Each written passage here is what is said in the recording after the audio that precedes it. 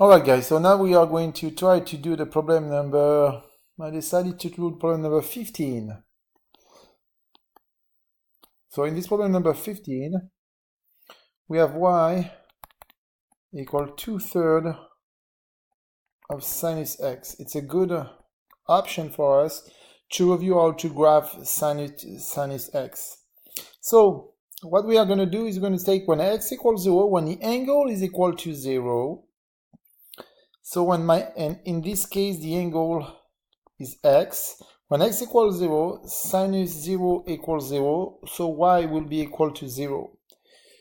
Because 2/3 multiplied by 0 equals 0. Now if I'm going when x equals pi over 2, sinus pi over 2 equal to 1. Therefore y will equal to 2/3. 2/3 multiplied by 1 equal 2/3. When x equal pi, sinus pi will be equal to 0,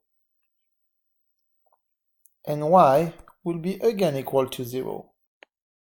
Okay, so let me erase what I wrote right here. I just prefer to write x equal 3 pi over 2, sinus 3 pi over 2 will be equal to -1, and so therefore y will be equal to -2/3, as 2/3 multiplied by -1 will be equal to -2/3. So what I want to do now is I want to, let me move that right here. So I want to graph, I want to take my ruler. I'm going to do that. There we go. I'm going to graph a line like this.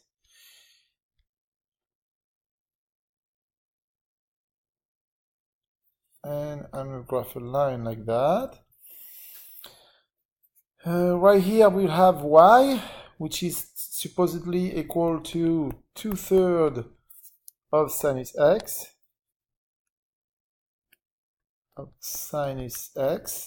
And right here on the x-axis I will have x. On the horizontal axis I will have x. So we said when x equals 0, sinus 0, so I'm supposed to be at 0. First point is going to be here. When x equals pi over 2, so let's define this as equal pi over 2, when I'm supposed to be at 2/3. And 2/3 is about 0.6, so if that is 0.5 and this one was +1, 75 is around here, so we can fairly say that this is 2/3. Then when x equals pi, I'm at 0. Then when x equals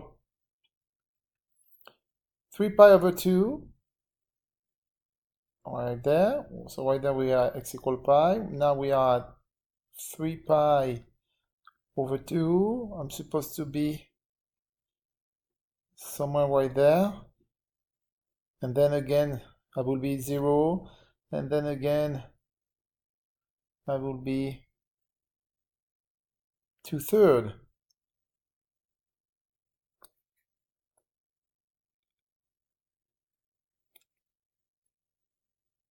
All right. So just for the sake of it, I just want to show you what would be the sinus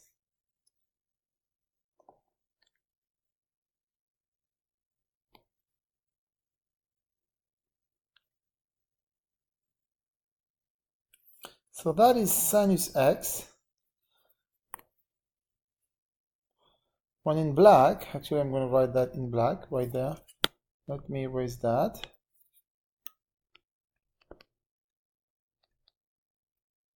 It was 2/3 of sinus x.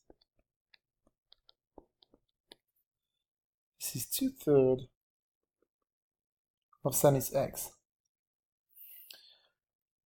Okay, I hope you pretty much understand the whole process, because it's always the same.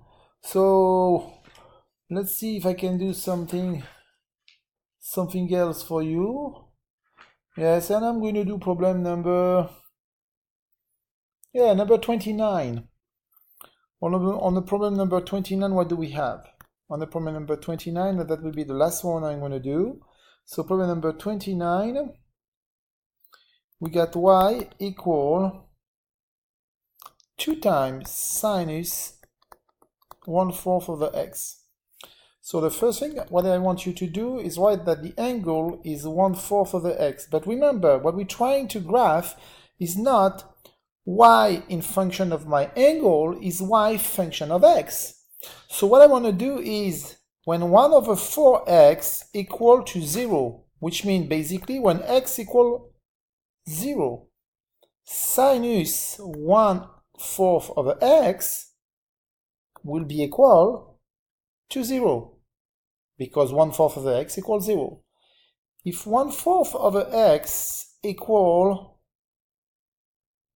pi over 2, which means that x will be equal to, I multiply by 4 both sides, the 4 can divide out.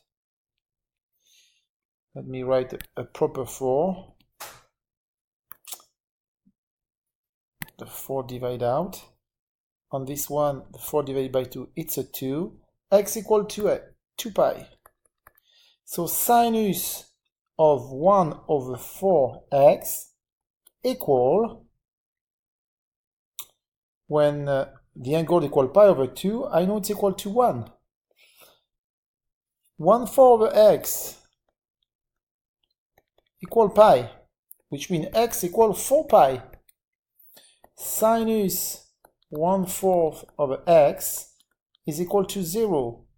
And when we have 1/4 x equal 3 pi over 2, which means x equal 6 pi, sinus 1/4 x equal -1.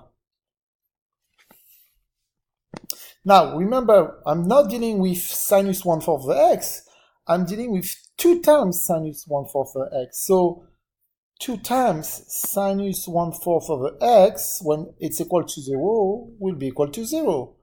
2 times sinus 1/4 x is going to be equal to 2. 2 times sinus 1/4 x is going to be equal to 0. And 2 times sinus 1/4 x will be equal to -2. So now, what I want to graph is sinus 1/4 x, 2 times sinus 1/4 x, with this value of x right here. So I'm going to graph, take my ruler,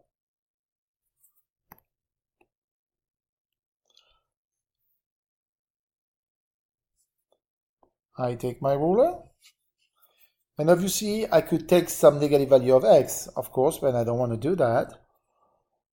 Make my life easier to graph. And what I say is when x equals 0, I just want to go back, when x equals 0, y equals 0. So right there I will have y, and right here I will have x. When x equals 0, I'm right here. Then I'm moving at x equal 2 pi. My sinus equal 1 when x equal 2 pi. So let's imagine this distance, it's 2 pi. I know, I should have used my, I'm going to do that again. I'm going to use a line, it will be easier for me. There we go. Much easier for me. Alright. So I repeat again. When x equals 0, y will be equal to 0. When x equals 2 pi, y equal 2. I'd like to remind you, this is y. Every time right there, we have y equal, and y equal. So when x equal 2 pi, I'm supposed to have 2. So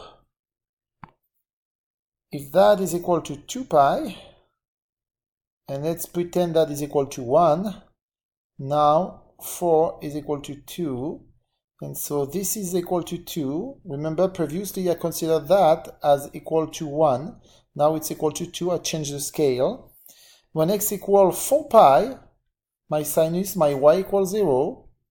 So 4 pi is going to be here, obviously, and I will be at 0. Then 6 pi, I will be at negative 2, so negative 1. Negative 1 is right here, negative 2 is right here. Okay, right there, I'm at negative 2. Then 2 pi, 4 pi, 6 pi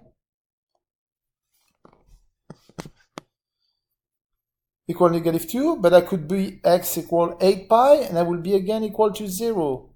And therefore, what we have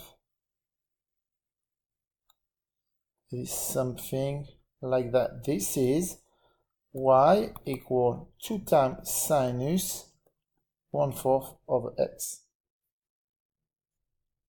Just for the sake of it, I would like to graph for you y equals sinus 1/4 over x, and sinus 1/4 over x. Well, I will have to graph something like this. Okay.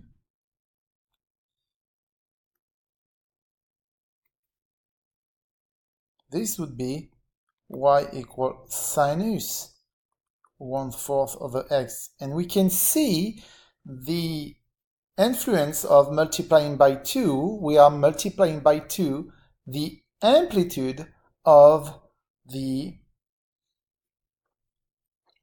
function. We didn't change the period. All right? Thank you, and I hope that will be sufficient for you to be able to graph any sine or cosine function. Of course, you can always use your calculator, but I would like to remind you that it's always very important for you to be able to do it without, because sometimes the calculator takes longer time rather than to use your head.